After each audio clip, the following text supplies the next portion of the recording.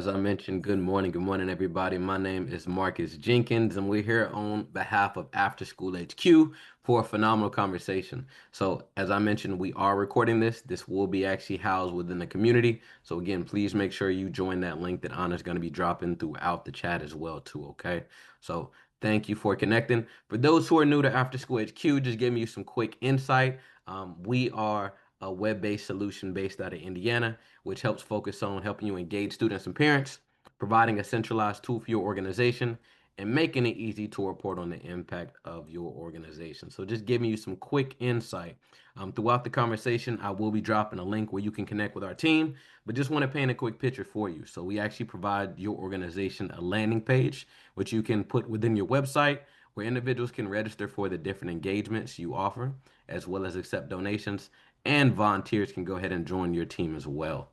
And we can also turn all that into a dashboard. So now we could talk about all the different metrics across the board. So we could talk about hours of education, registrations by day, by grade, all the different details, which are going to go hand in hand with ensuring you're in alignment for the grants that you all may be applying for as well. So just some quick insight about how we could be a resource for you.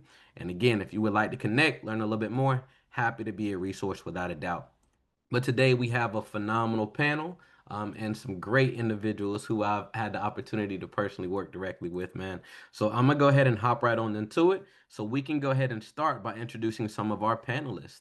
So the first panelist that I'm going to highlight is going to be Miss Marissa Bagley, man. Now, Miss Marissa Bagley is a globally recognized team culture transformational expert and facilitator with a dynamic background in organizational psychology, leadership development, education, conflict resolution, group dynamics, and social work, right? So a lot of experience and knowledge right there, without a doubt. She is also the founder of a Relevation, a small business that leverages the magic of humanity to strengthen teams and deepen leadership impact since 2019. Marisha and Relevation has worked with over 150 companies and tens of thousands of current and emerging leaders worldwide, facilitating transformational learning, community experiences that propel humans, teams, and the entire organization toward excellence, justice, and love. Miss Marissa, thank you for joining us today. We also have Cartier Stuckley. Now, he is currently a senior at Fayetteville State University, majoring in healthcare administration, and he is passionate about making a lasting impact on the lives of others, particularly in underserved communities where guidance and access to resources can be life-changing. He does this through his role at the Raleigh YMCA as a sports campaign counselor, where he organizes and plans the sports engagements for summer camp as well. And then last but not least, we have Jay Ramirez, where he is originally from small coastal town of Loza, Puerto Rico. And he is also a graduate of Auburn University, where he completed his MBA in International Relations. He joined and served the U.S. Army from 1996 to 2015, and a wounded combat veteran for both Operations Enduring Freedom and Operations Iraq Freedom. Now, he also retired in 2015 as a Sergeant First Class, and currently he serves as the Program Director for the Wounded Warrior Project, home and community-based services independent project in both North and South Carolina. So again, welcome panelists. If you all don't mind coming off of mute, we're gonna get ready to hop right on into some of these questions and pick you all's brain, man. But one, I just want to start with the overarching questions for you all as well. Um, why are retreats so vital and important for you all? As you just do a little bit of a quick synopsis as well, Miss Marissa. I'm gonna come over the top and come to you first, if you wouldn't mind giving us a little bit of insight. Sure. I do a lot of things, and facilitating retreats is one of the most powerful things that I have the honor of doing with teams. And the reason why I love them is because they are opportunities to take people outside of their natural habitats and build trust, strengthen relationships in a way that we just don't spend a whole lot of time and attention doing in the daily grind. And there truly is no substitute to bringing humans together in real life in a less programmed, less transactional way. And I'm excited to share more about that, but that's my initial 2 cents. Awesome, awesome. Thank you for sharing, Marissa. Definitely excited to lean into some of that expertise and insight. And to your point, yes, it is vital just to slow down, to strategize, to build relationships, rapport, especially in the midst of the year just flying by, right? We're already halfway throughout the year, and we're getting ready to dive right back into it following the summer as well. So I definitely align with you. Hey, Zeus, would you mind giving us a little bit of insight to that question as well? Can you just start off by saying, hey, why are retreats so important, man? I would say, just to go ahead and double tap on what Marissa was stating, it definitely allows us to go ahead and take a moment and reflect and learn about ourselves individually. But at the same time, it allows us to identify strengths and weaknesses that individuals have to work on independently and individually to go ahead and strengthen themselves before they can build better relationships going forward. Hmm. I love it. I love it. Everything is relationship oriented without a doubt, man. So taking time to just sit down and dive into it, man. Thank you for that insight. And Cartier, last but not least, man, give us a little bit of insight from your perspective as well, brother. Dealing with it personally, like being the person to plan it and also be a part of it. I've seen it from two different angles. Planning it is a lot of thought to know the people you work with on a level beyond just sitting with them and doing the job. You get to know them personally, you get to know their flaws in a positive light. And I'll explain that phrase a little bit more, but getting to know their flaws in a positive light is a very key thing for work to make a relationship last beyond that to where you're connected like Kobe and Shaq. So yeah. Shout out to Kobe and Shaq. I like that. I love that. Cool, cool. Well, Jay, we're gonna go ahead and hop right into it, man. And the first question is actually gonna be geared towards yourself, man. So, how do retreats serve as a catalyst for strength and leadership within nonprofit teams? When it comes to the catalyst of building and, of course, establishing the retreat, I would say that it definitely serves as a base to go ahead and establish the standards on how you would like to work with each family or each individual independently to allow you to learn about that individual. So we can go ahead and establish whether it be an individual care plan for that family or even if it is just a 90-day follow up to go ahead and see where they are versus where they need to be going forward. Yeah. Definitely. I know one thing that you're huge on is really just the bonding and the relationships associated with that as well too. So it sounds like throughout these different retreats, right, being able to be with somebody in a different setting, being able to engage, kind of let back, really building those bonds and relationships can carry over throughout the year. Would you align with that?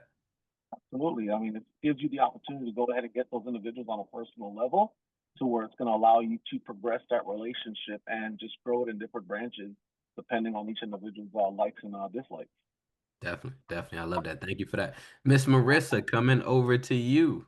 Can you share a story where retreat led through to a breakthrough idea or solution for your organization as well? So I'm going to speak from the perspective of the organizations that I facilitate retreats for. I think the first point that I want to make is that people do retreats and organizations do retreats for lots of different reasons. And the three most common reasons that people come to me to facilitate retreats are support with strategic visioning, practical problem solving. The second bucket is relationship building and trust building. And the third bucket is around well being and burnout prevention. And ideally, all three of those come together. But I have teams that come to me and they say, here's the one thing that we need to work on. And my job is to meet them where they are and develop and design and facilitate an experience that meets them there. I'll give like a tiny snapshot, for example, for each one, because you asked for stories. So on the creative visioning side, I led a strategic planning retreat a couple of years ago. And we did this like bold idea art activity where people were asked to brainstorm and strategize and be super bold, but using only colorful things and miscellaneous art supply projects. And it pushed people outside of their comfort zones and into ideas that they never would have thought of if we were just using traditional sticky notes and paper. Nothing, not that there's anything wrong with that. I also just a couple of weeks ago led a well-being retreat for a team. And this was a team that said, we don't want to talk about explicit work at all. We just want to heal. We want to talk about burnout. We want to recover together as a team. And those people walked out with tools and strategies for navigating themselves their own professional journeys with more sustainability and understanding each other's stressors and triggers better so that they can support each other moving out of that space. And then tiny micro moment that happened in another retreat with a leadership team. They were really focused on trust and relationship building. And I will never forget the moment when one of the leaders looked one of the other leaders in the eye and said, I really just don't trust you. Mm. And that is so hard, like that is so hard to hear. But we had created a space where it was possible for them to share that vulnerably and authentically and to build off of that and talk about why trust was breaking down and how to fix that moving forward. So those are three really different things, but the opportunities for transformation truly are endless. I love that. And I could see how that transparent moment allowed them to really grow and develop from that point as well, too, because that was an underlying issue that wasn't really being addressed. But I'm pretty sure there was some form of, transgressions that came in play. So now there's an understanding across the board, and now we can grow from this point. So I love that. That's a perfect example right there, Miss Marissa. Thank you for sharing Thank that. you. Cartier, coming over to you, man. In what ways do retreats foster innovative thinking amongst staff and student leaders as well? I know you're really big on the cross-functional relationships within your organization. So can you talk a little bit about that for us? The teamwork aspect. So while you're having these retreats and these moments, you work as a team and you find creative ways to do A so. lot of the The last members retreat, of the community and Hey, so everybody, our guests, please make sure that you are muted because we can hear a few individuals. I appreciate you. Sorry about that, Cartier. you're fine. The latest retreat I was a part of, at the end, one of the last days, we did a tree climbing obstacle course place, and a lot of it was teamwork. I'm not afraid of heights, but I have a lot of people on my team who is afraid of heights. So I had to come up with creative ways to get them across a certain barrier to pass a certain obstacle. The thing that stumped me was the zip line. I didn't fully trust myself hanging from a cord and sliding, Mhm. but being talked through that and having a teammate come to me and say, hey, you got me through here, let me get you through here. Here's how you can get across the zip line, and being able to see how we can solve problems together now so that when the summertime comes up and we have 450 kids that we have to watch as a collective, we know that we got each other's back. And whether we have the material in front of us to do so, we can find a way to figure it out. Hey, Cardi, I'm right there with you, man. I'm afraid of heights. The trust falls, all that is not for me, man. But if we can trust each other in this environment, we can trust each other as a team to collaborate and make impact, man. So that's definitely spot on. Marissa, I'm gonna come back to you as well. So I'm curious to know, how do retreats create or contribute to building a strong organizational culture rooted in sharing values, right? We know how vital this is. So I'm curious to get your perspective on this. Yeah.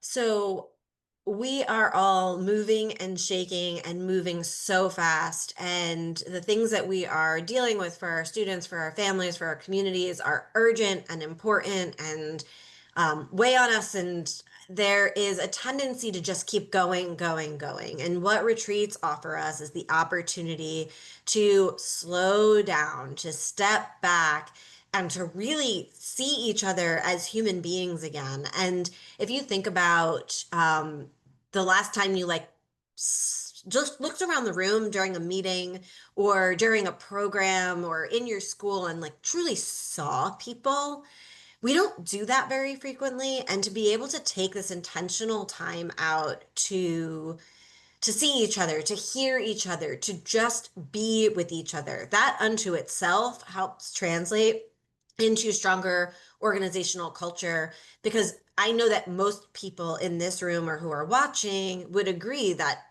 one of their values are relationships and connection. And retreats are a way that we can lean into that.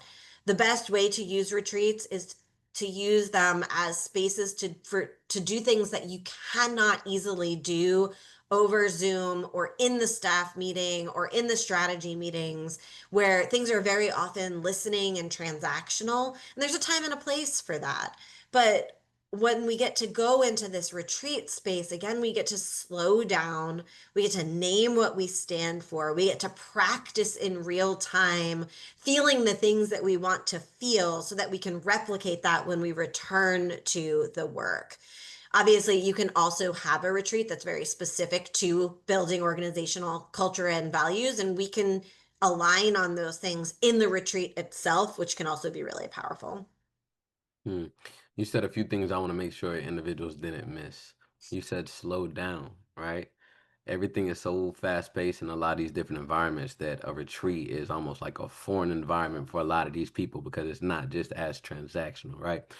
I want to talk a little bit more about that and kind of ask you a follow up as well. How important is environment in a lot of these? Because again, a lot of these transactional relationships are in an office, they're in Zoom, they're in a business setting.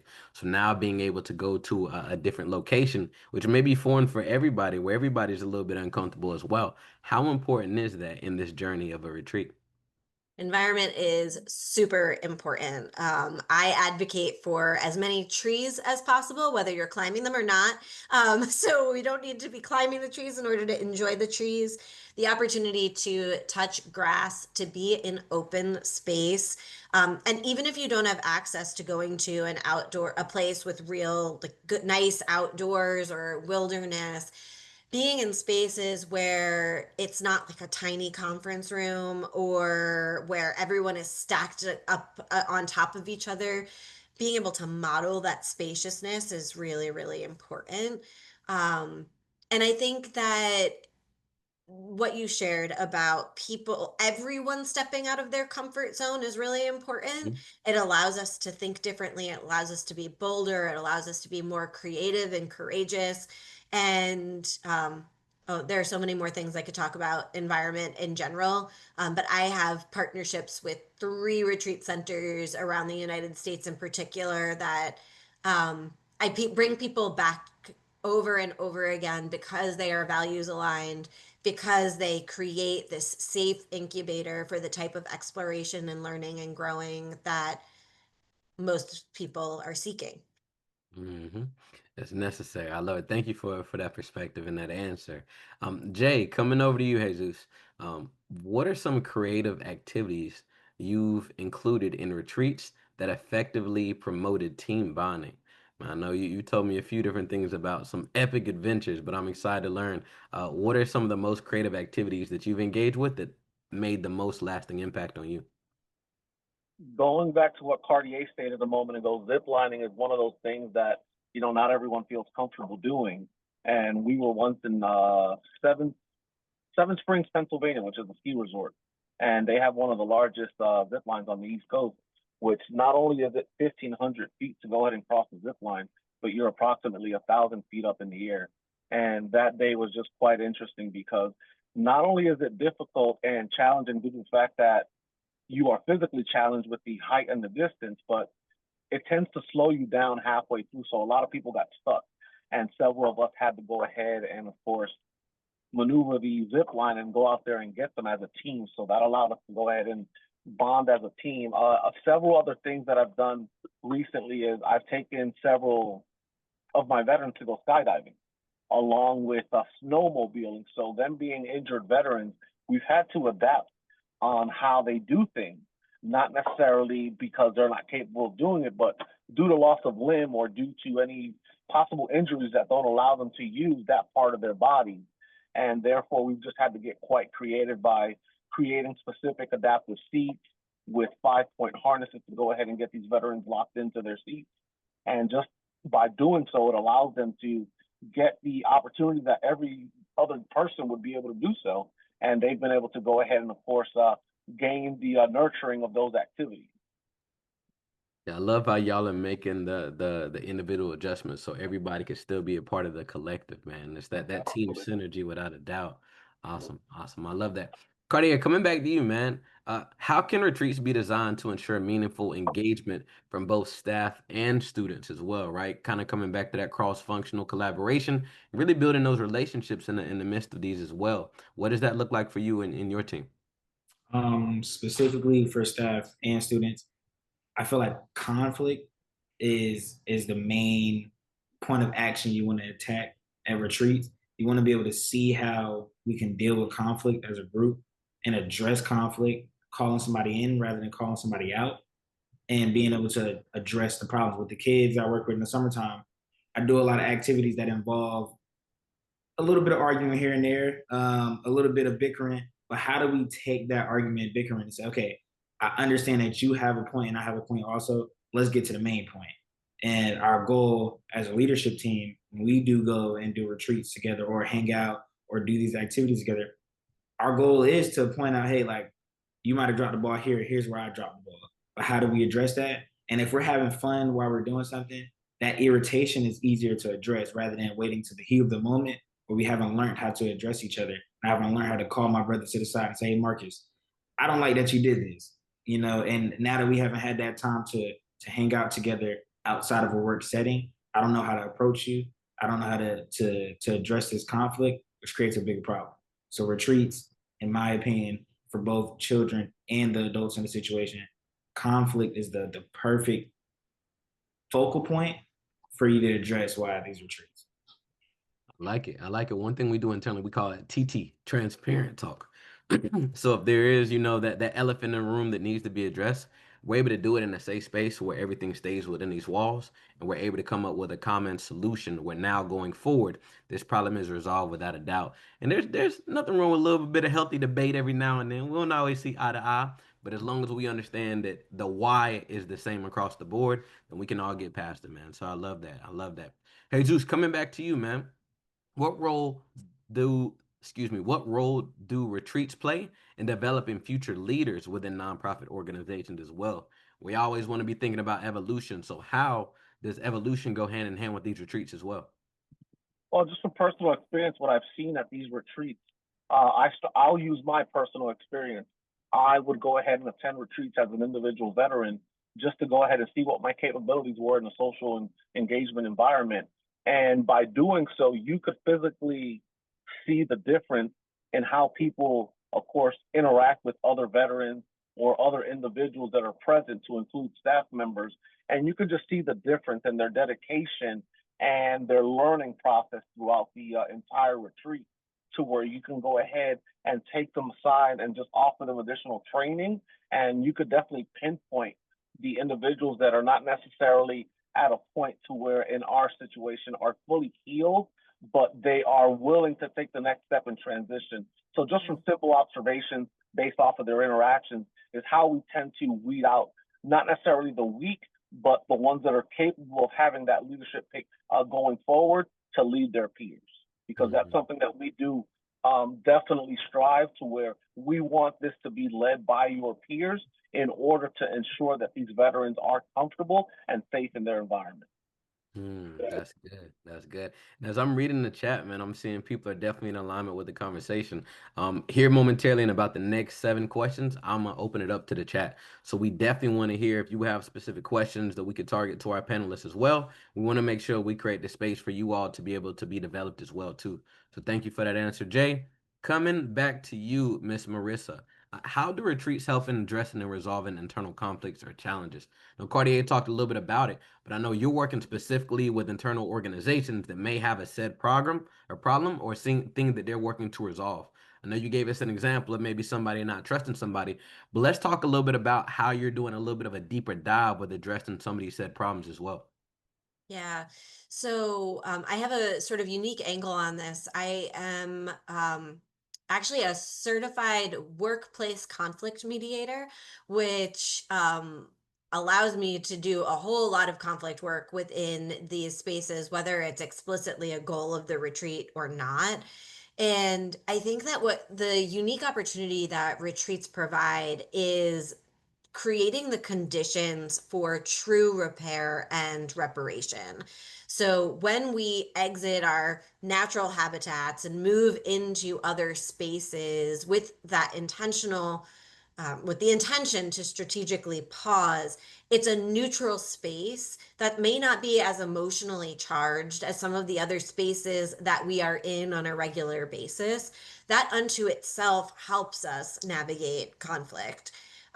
When you have the right facilitator for your retreat, when the conditions are psychologically safe and people understand what's expected of them and have agreed to a set of expectations together, people are far more able to name tensions, to hear those hard truths that Cartier was talking about, and to begin moving forward with greater clarity, trust, care, understanding, mutual respect, and all of those things.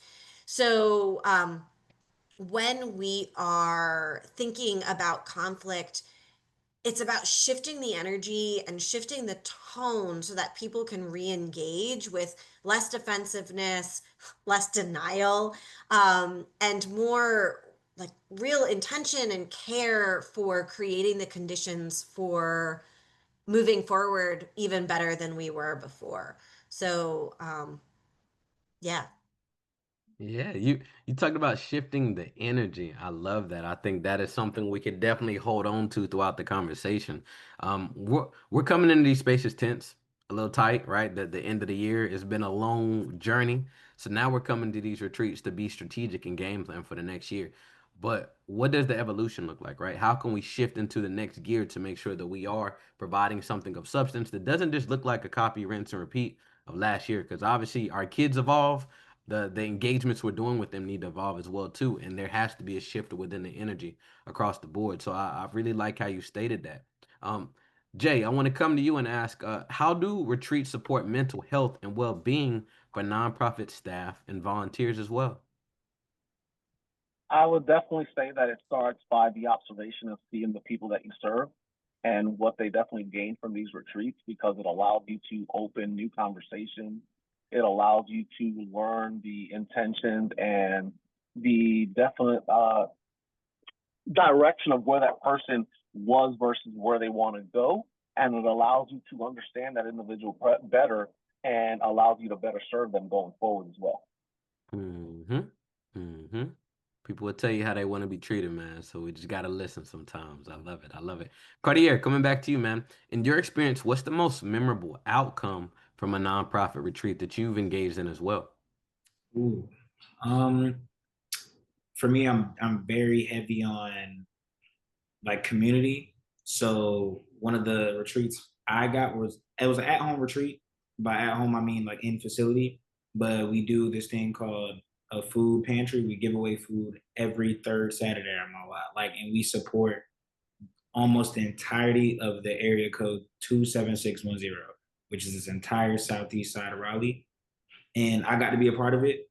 And I got to watch my team help me help themselves and help our community. We went down the line of 120 cars and just passing out fresh produce.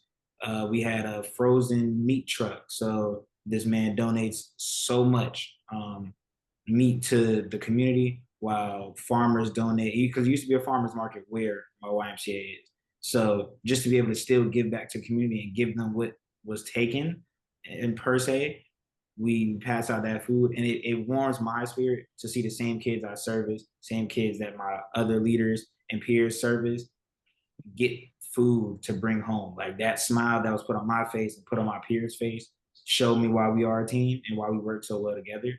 So that was probably my favorite experience. I think that was in January actually. So yeah. Yeah, not too long ago. So it sounds like they really charged you up for the year as well. And I think this is actually a perfect segue as we ask Marissa as well. What strategies do you recommend for maintaining momentum after a retreat ends, right? There's so much insight, knowledge, exchange of energy that comes during the retreat. But then we go back to the same everyday 9 to 5, lifestyle that comes with that. How do we continue to keep that momentum so we can build upon that energy going forward? Yeah, so no matter what the topic or the activities you're doing are, it's really important to create space in the retreat for reflection and for establishing guides for accountability and how we're going to move forward together.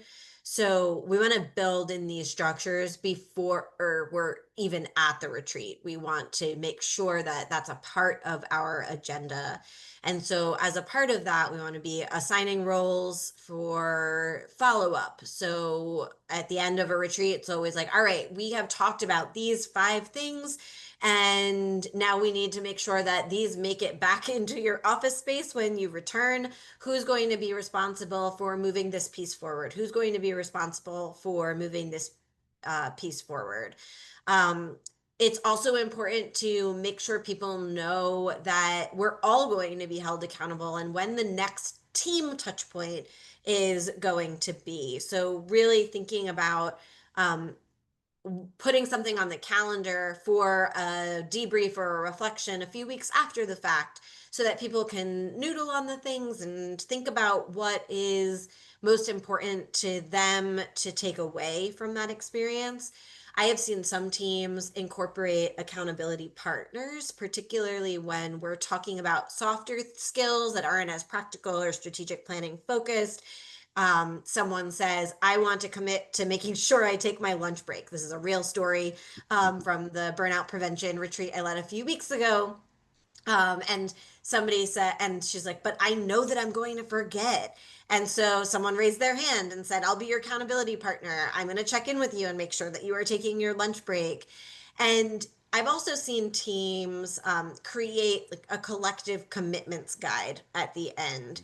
And that's the asset that you can walk away with to be able to revisit at regular increments moving forward. Um, so much of retreats are about building and sustaining new rituals and routines and rhythms and to keep that fire burning within people and to remember what it felt like to be in this magical space and to bring that magic back into the workplace. Mm.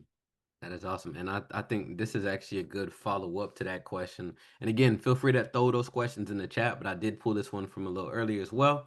How can retreats be used to enhance collaboration between different departments and partner organizations as well, too? How have you seen this from your perspective, Marissa? So I think again, all of this is about shifting energy and breaking down barriers. So in the retreat context, I recommend that people do very little with the teams that if it's a cross-functional Mm-hmm. experience, that people do very little with the people that they interact with on a day-to-day basis, at least at the very beginning. Whenever there's problem solving, I will use prompts like marketing team up with finance or program people team up with who else? Your like senior leadership team people, right? And making sure that we are building those bridges as much as possible. And the facilitator's role in that is to make sure that we're helping with translation, right? Because people speak different languages, people are coming from different perspectives, and there's tension and conflict often there. So this is as much an opportunity to uncover our synergies as it is to uncover, wow, we really don't look at this the same way Mm-hmm. and be able to stay on the same track through that. But the bottom line is that retreats are an opportunity, whether someone's on your team or not on your team, to see people differently as full human beings.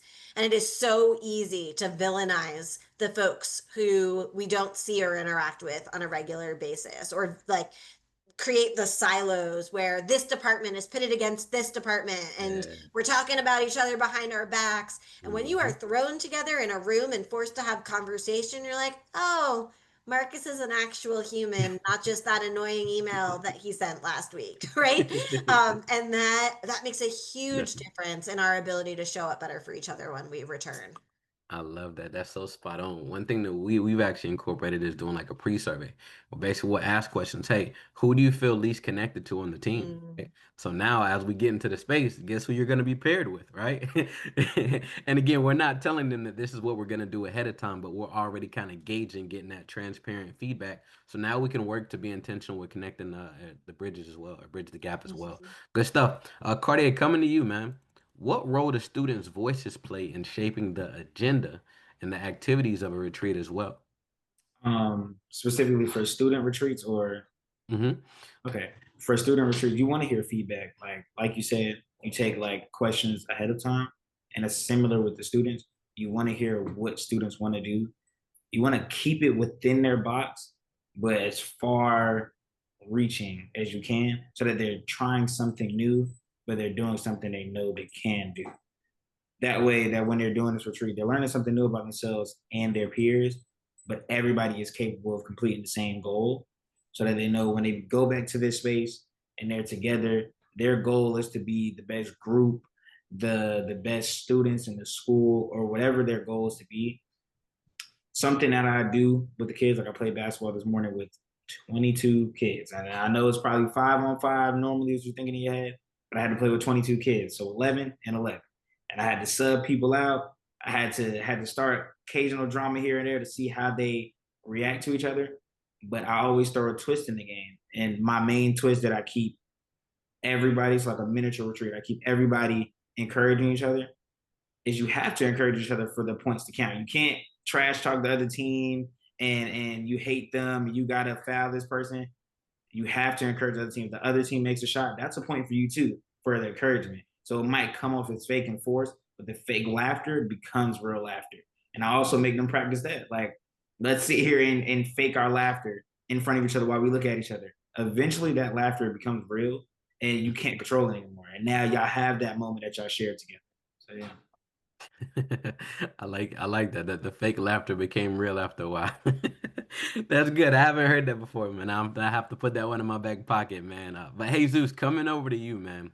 What are some innovative formats for retreats that go beyond traditional workshop settings that you've experienced that made a lasting impact on you?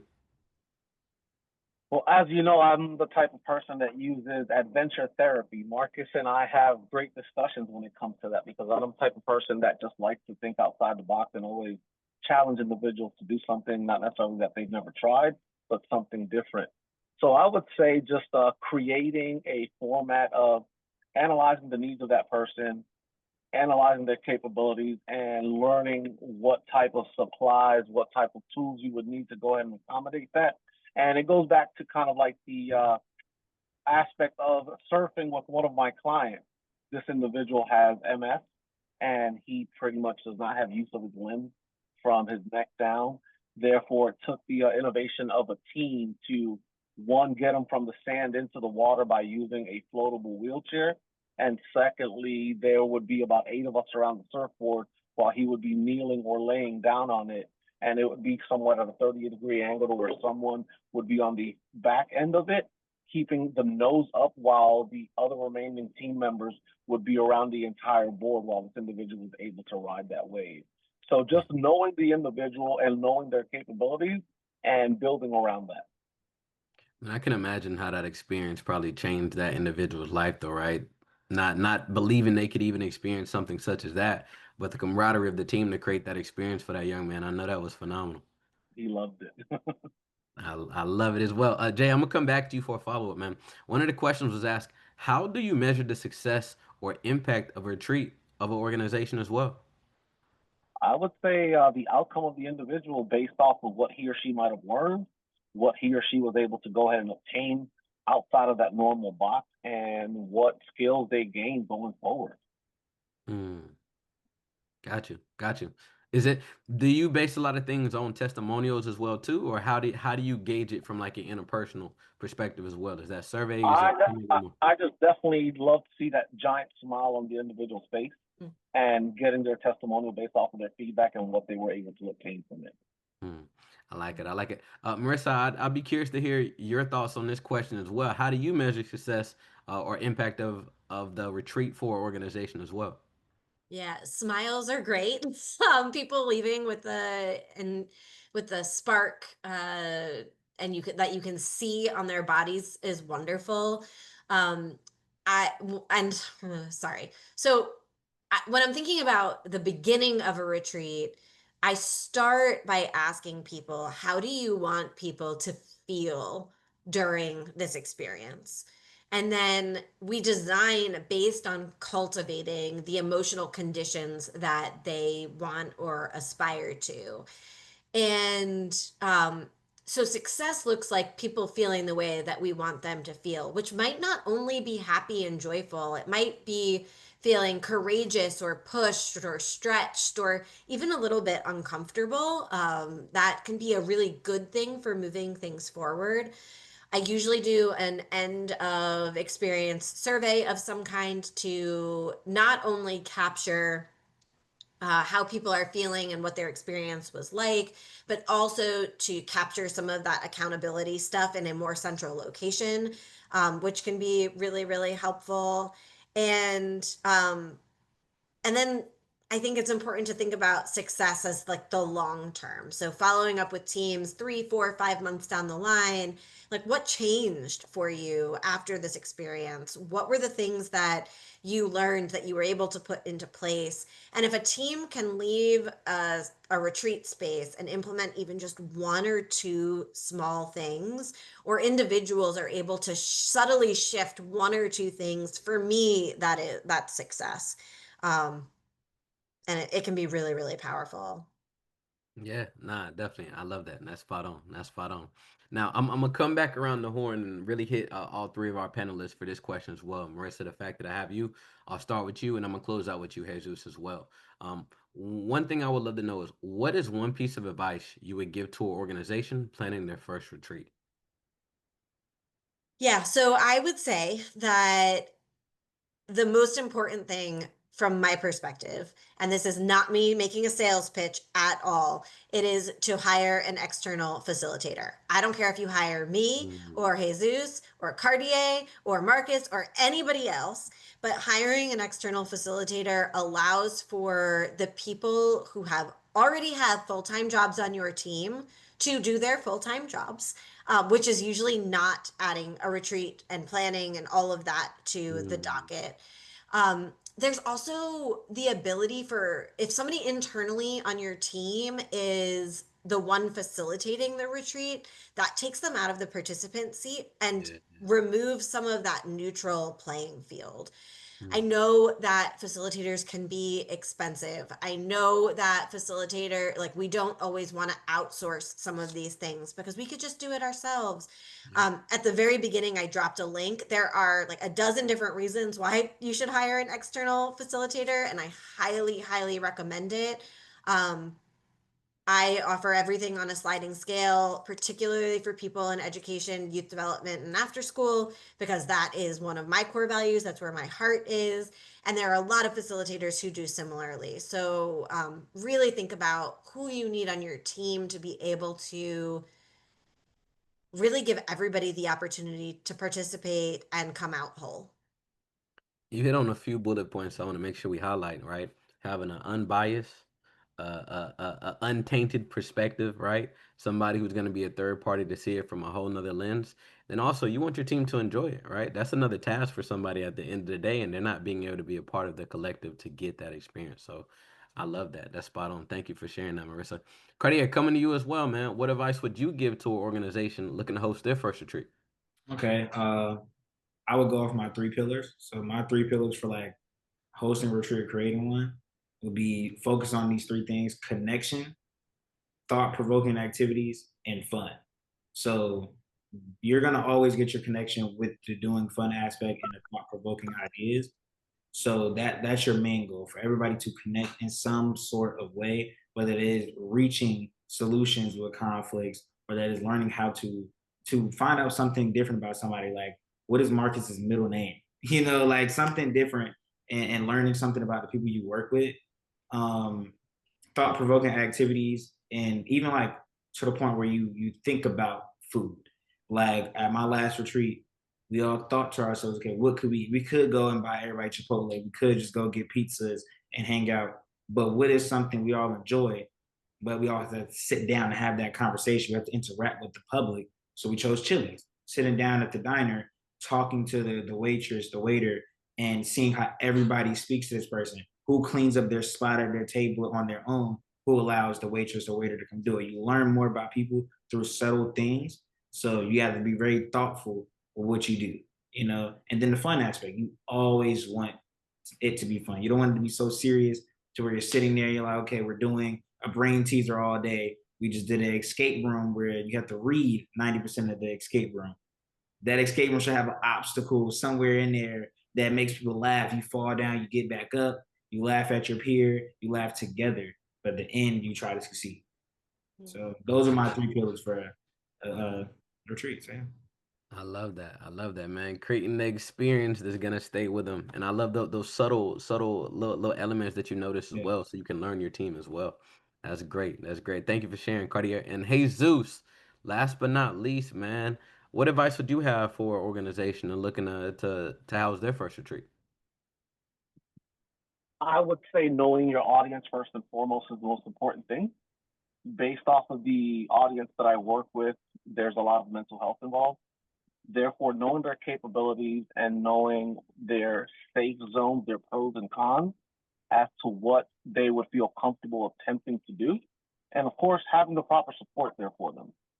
We always have counselors on hand. Therefore, if someone needs to be stepped aside to where they need to be, just go ahead and decompress for a quick moment to be able to go ahead and return back to the group activity or individual activity. And definitely, I would say something to the extent of what Cartier stated, which is definitely team bonding. Team bonding is something that you know where your strengths and weaknesses lie, and it allows you to have the remainder of the team build that person up and teach them the proper tools to go ahead and accomplish whatever it is that they put their mind to. But definitely knowing your audience and making sure that there's a safe zone, knowing what their capabilities, their pros and cons are. To your point, the retreat is going to be created to help expand them, right? And as we mentioned, sometimes that is uncomfortable, but still understanding and respecting those boundaries is going to be pivotal, man. So thank you for that. Well, did you have something else to say, Jay? I was just going to go ahead and tap on something that you always say. You've got to be uncomfortable to get comfortable. That is the theme. That is the theme without a doubt, man. Well, everybody, I want to say truly appreciate our panelists across the board. If you're interested in connecting with them as well, they will be a part of the community. And I'm going to ask you to drop that link in the chat as well. So if you have not already, maybe you hopped on a little bit later, please make sure you hop on this link here. This is going to give you access to our community. So the recording is going to be there. We have a bunch of other different webinars and a bunch of other resources and affiliate partners you can connect with for some additional resources. So please make sure you take a moment to go ahead and click directly on that. Again, I want to give a huge shout out to Miss Marissa, Jesus Cartier for hopping on, providing some insight in regards to retreats and why they are so vital. For those who have not had one, I hope this conversation has challenged you to think about why it is important and why it is vital to create one. We don't want anybody burning out. The task you all do working with the youth, being huge advocates for the community, that is a heavy task within itself. And you need to be poured back into as well. We always say, right? You can't pour from an empty glass. We want to make sure that you're able to get poured back into throughout doing some of these retreats, some of these team bondings. It is pivotal. Please make sure you prioritize it. And again, we have some experts here in the form of Jesus, Cartier, as well as Marissa, that you can pick their brain on any point in time as well by making sure you click on this link and hop in the community. So thank you all sincerely for joining us. We appreciate you and look forward to seeing you on our next webinar. Outside that, you have a great rest of your week, team. Appreciate you.